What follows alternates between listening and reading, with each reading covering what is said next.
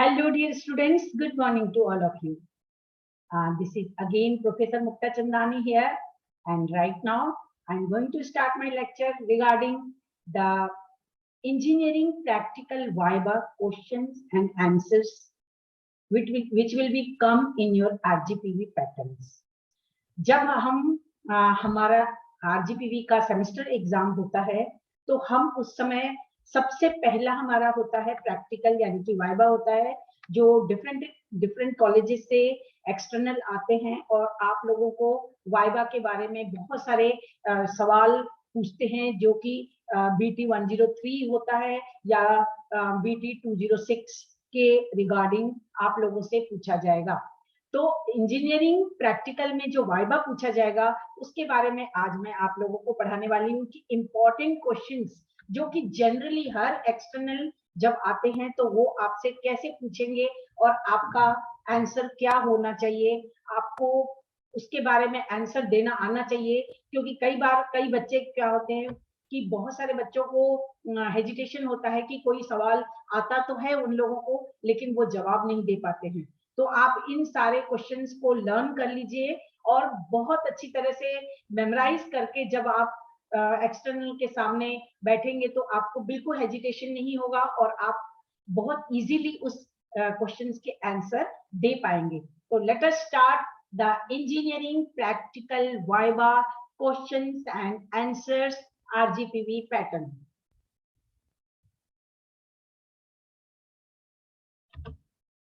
तो practical questions and answers जो होते हैं उसके बारे में मैं आज पहला क्वेश्चन जो होता है, जो कि हर एक्सटर्नल हर वाइवा में सबसे पहला सवाल आपसे यही पूछेगा कि इंट्रोड्यूस योरसेल्फ, से something about yourself and give me your introduction. Whatever कोई भी एक क्वेश्चन पूछ सकता है, इंट्रोड्यूस योरसेल्फ या गिव मी योर इंट्रोडक्शन या से something about yourself.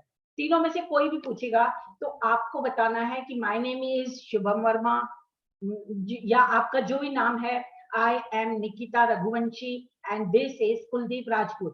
Whatever the name you have, तो all three sentences में से आपको कोई भी एक सेंटेंस आप ले सकते हैं इंट्रोड्यूस योरसेल्फ के समय। अपना नाम लेंगे, माय नेम इज अपना नाम, I am अपना नाम और this is अपना नाम। कोई भी बताने के बाद आपको उसी को ही कंटिन्यू करना है कि currently I am pursuing BTech in computer science engineering, in mechanical engineering, in civil engineering, in electronic and communication engineering, या electrical communication engineering, या cyber security, या data science, whatever the branch you have, आपकी कोई भी branch हो आप उसको पूरा एक्सप्लेन करके बताएंगे। यानी कि अगर आप मैकेनिकल में हैं तो मैकेनिकल इंजीनियरिंग, एमई नहीं बोलेंगे। सिविल में हैं तो सिविल इंजीनियरिंग, इलेक्ट्रिकल है तो इलेक्ट्रिकल इंजीनियरिंग, इलेक्ट्रॉनिक्स में है तो इलेक्ट्रॉनिक इंजीनियरिंग, कंप्यूटर साइंस तो कंप्यूटर साइंस इंजीनियरिंग। यानी कि अगर आप पूरा सेंटेंस बोलेंगे तो आपको सबसे पहले तो ये हो जाएगा कि आपको हेजिटेशन आपका दूर हो जाएगा। आपको वो अपनी ब्रांच के बारे में बताएंगे और उसके बाद जो सवाल के लिए थोड़ा सा आपको समय मिल जाएगा, एक पॉज मिल जाएगा। और दूसरा, सामने वाला एक्सटर्नल ये सोचेगा कि बंदा जो पूरा बता रहा है इसका मतलब वो बंदा जो है ना बहुत अच्छा आगे हार्ड वर्किंग है और सारी चीजें वो क्लियर लिखता होगा और क्लियर बता रहा है। तो इससे क्या है कि अच्छा इंप्रेशन भी एक्सटर्नल के ऊपर पड़ता है। तो आप हमेशा कोई भी चीज करें तो वो सारी चीजें अपनी पूरे सेंटेंस में आप बताएं अपना। उसके बाद आप अपना कॉलेज का नाम बताएंगे, from IS college of technology. तो आप इस तरह से पूरा सेंटेंस बताने के बाद नेक्स्ट आपको जो सवाल पूछा जाएगा वो है what is the main difference between listening and hearing. Listening और हियरिंग में क्या डिफरेंस है ये आपसे पूछा जाएगा। तो आप ये वाला इसका आप स्क्रीनशॉट ले लीजिए और फिर आप इसको लर्न कर लीजिए। तो लिसनिंग क्या होता है, एक अंडरस्टैंडिंग वाला एक्ट होता है, और हियरिंग जो होता है विदाउट अंडरस्टैंडिंग वाला एक्ट होता है। तो इसका आप लर्न कर लीजिए, आपको डिफरेंस पूछा जा सकता है।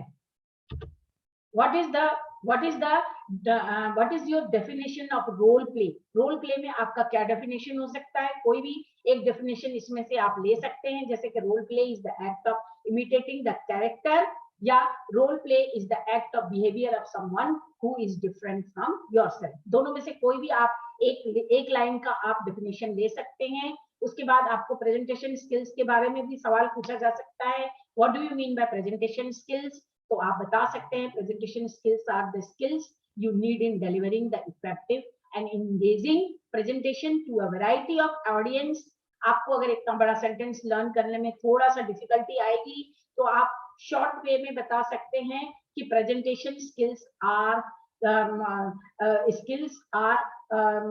you need to delivering the effective and engaging presentation, या your presentation is the design of your slides, the tone of your voice and the body language of your convey। तो आप इस तरह से बता सकते हैं कि presentation skills the design of your slide. ये इतना बता के भी आप सेंटेंस कंप्लीट कर सकते हैं। Presentation is the design of your slide, presentation is the tone of your voice, या presentation is the body language of you convey. इस तरह से आप एक सेंटेंस में आप आंसर बता सकते हैं। उसके बाद है एक्सप्लेन कम्युनिकेशन। कम्युनिकेशन को एक्सप्लेन करने के लिए भी सवाल पूछा जाता है। तो आप उसको ये बताएंगे कि communication is simply the act of transferring information. भी बता सकते हैं, यहाँ तक बताकर भी आप स्टॉप हो सकते हैं। अगर आपको आगे और बताना है तो आप बता सकते हैं communication is the transmission of the message from sender to recipient, can be affected by a huge range of things. अगर आप सिर्फ एक सेंटेंस में आंसर देंगे तो वो आपके लिए कंफर्टेबल रहेगा। तो उसके बाद नेक्स्ट है आपका एक्सप्लेन कम्युनिकेशन स्किल्स। आपको कम्युनिकेशन स्किल्स के बारे में एक और भी मतलब सेंटेंस का आंसर मैं बता रही हूँ जो कि आपको इजीली लर्न हो जाएगा। Communication skills are the ability you use when giving and receiving different kinds of information. यहाँ तक बोलकर भी आप बिल्कुल स्टॉप कर सकते हैं, अपना आंसर दे सकते हैं। तो जितना हो सके कम से कम शब्दों में आप आंसर दीजिए, लेकिन कंप्लीट आंसर दीजिए। और कम्युनिकेशन स्किल्स इन्वॉल्व, आप ये भी बोल सकते हैं communication skills involve listening, speaking, observing and writing skills. आप कोई भी एक सेंटेंस ले सकते हैं। उसके बाद वर्बल एंड नॉन वर्बल के बारे में भी पूछा जा सकता है आपको कि वर्बल एक्सप्लेन वर्बल, एग्जाम्पल पूछा जा सकता है example of verbal and non-verbal communication। तो verbal communication can take place over a phone calls, in face-to-face conversation। आप एक सेंटेंस में ये बता सकते हैं कि verbal communication can take place over a phone call। This is also an example of one verbal communication। या फिर ये बता सकते हैं verbal communication can take place over a face-to-face conversation। ये भी एक सेंटेंस में आप बता सकते हैं। अब non-verbal communication को भी आप एक सेंटेंस में बताएंगे तो नॉन वर्बल कम्युनिकेशन का जो एग्जाम्पल है वो आप बता सकते हैं। The example of non verbal communication is the body language, facial expressions, tone of the voice, whatever. The simple and sweet sentences में, शॉर्ट सेंटेंसेस में आप एक्सप्लेन कीजिए। उसके बाद इंजीनियरिंग को डिफाइन करने के लिए भी आपको क्वेश्चन पूछा जा सकता है कि डिफाइन इंजीनियरिंग, जो कि आप पढ़ रहे हैं right now, you are doing engineering. तो आपको ये आंसर तो बिल्कुल बिल्कुल अवश्य आना चाहिए कि डिफाइन इंजीनियरिंग क्या होता है। डिफाइन इंजीनियरिंग में आप बता सकते हैं engineering is the application of science and math to solve problem. Very easy, बहुत ही सिंपल आंसर है। आप engineering is the application of science and math to solve problem. Engineering, engineers figure out how things work, ये भी आप बता सकते हैं सब एक सेंटेंस में। Engineering figure out how things work. या फिर a good engineer is a person who makes a design, इस तरह से भी बता सकते हैं। उसके बाद आपको फॉर्मल एंड इनफॉर्मल लेटर के बारे में भी बहुत इंपॉर्टेंट है। ये फॉर्मल एंड इनफॉर्मल के बारे में भी पूछा जा सकता है। वो ये इंपॉर्टेंट, वेरी वेरी इंपॉर्टेंट है, ये सबको आना चाहिए बिल्कुल कि what do you mean by formal and informal. Simply you बता सकते हैं formal letter is a official and informal is a unofficial. या फिर formal letter is official, informal letter is a personal. ये आप सिंपल बता सकते हैं। या फिर एक सेंटेंस में ये भी बता सकते हैं कि formal letter is a letter written in a formal language, यहाँ तक बता सकते हैं। Informal letter written in a friendly manner, तो आप फ्रेंडली यानी कि पर्सनल मैनर। ये बहुत सिंपल है, आप इसको बिल्कुल लर्न कर लीजिए।